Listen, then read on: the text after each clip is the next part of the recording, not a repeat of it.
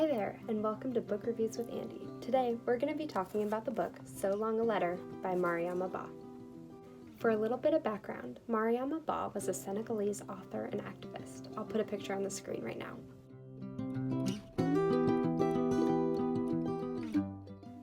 She was born in Dakar, Senegal in 1929, grew up practicing strict Senegalese Muslim traditions, and had a unique love for school.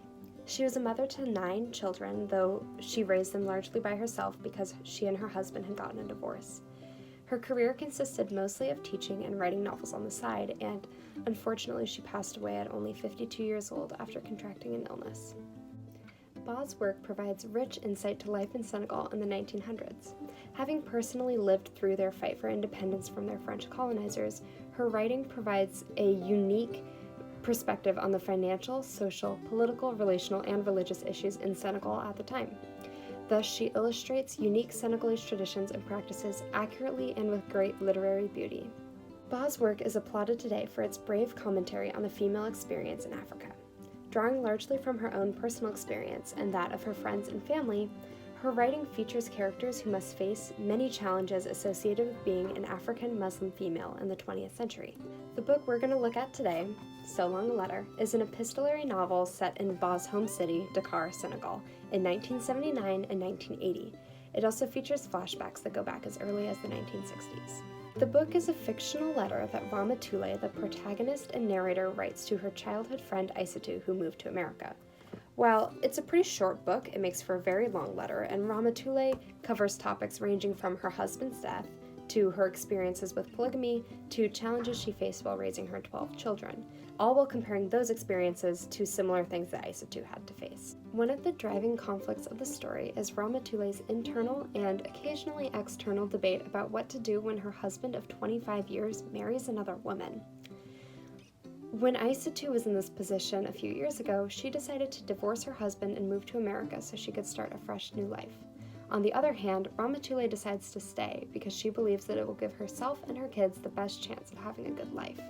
As a result of their choices, the women must conquer many challenges, some that are very different from each other and some that are the same despite their differing decisions.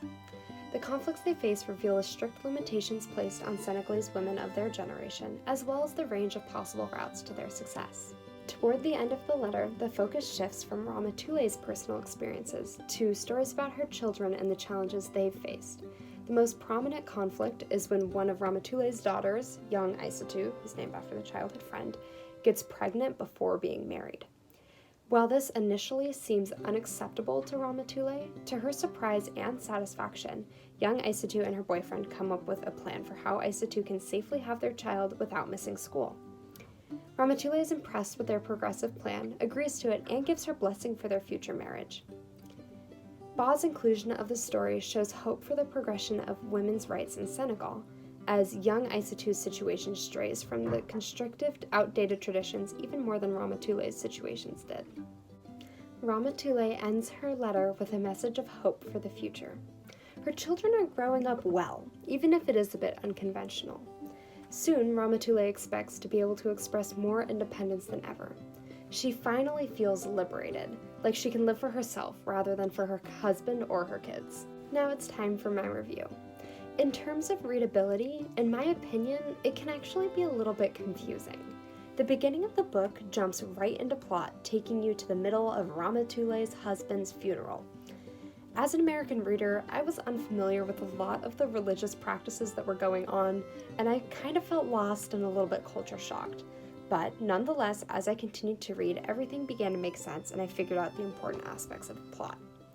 If you have trouble at the beginning of the book, I recommend referencing the glossary in the back, which looks like this, taking time to sort out the family trees, and researching anything you're confused about.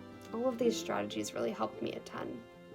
Overall, though, I thought this book was incredibly interesting, especially when you consider the themes in their cultural context. After I got into it, I remember audibly gasping as some plot points were revealed. Ramatoulaye's journey to personal fulfillment may seem a little trivial compared to some of the feminist stories we read in the West. However, when you consider the limitations placed on Senegalese women by their religious and cultural traditions, her bravery, thoughtfulness, confidence, and determination are incredibly admirable. Not only does So Long a Letter comment on the potential harm of strict gender roles and family expectations, but it also provides a crucial sense of hope that these traditions can change and adapt to fit the needs of modern women.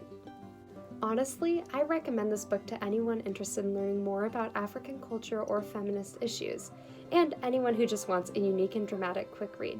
Thanks for watching! Bye!